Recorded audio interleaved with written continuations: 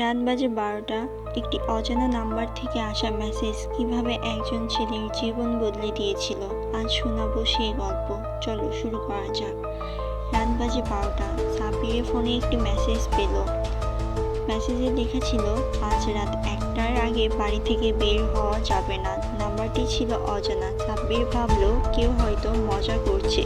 সে মেসেজটি অপেক্ষা করলো। কিছুক্ষণ পর আবার মেসেজ এলো, আমি মজা করছি না, জানালার দিকে তাকিও না। এবার সাব্বির একটু ভয় পেল। সে ভাবল কেউ কি তারকে নজরদারি করছে। কৌতূহল চেপে রাখতে না পেরে সে জানালার পর্দা সরালো, কিন্তু বাহিরে কিছুই ছিল না।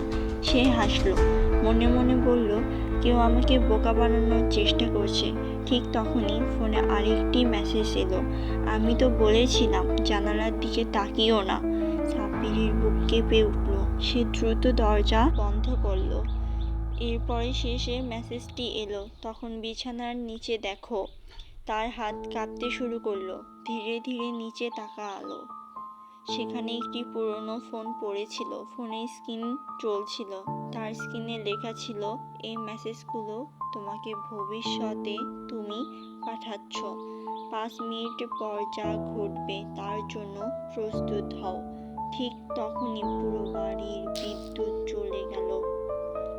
কেমন লাগলো বন্ধুরা? যদি আমাদের গল্পটি আপনাদের একটুও ভালো লাগে তাহলে অবশ্যই আমাদের চ্যানেলটিকে সাবস্ক্রাইব করবা। আর পরের পার্ট শোনার জন্য অবশ্যই আমাদের সঙ্গেই থাকবে।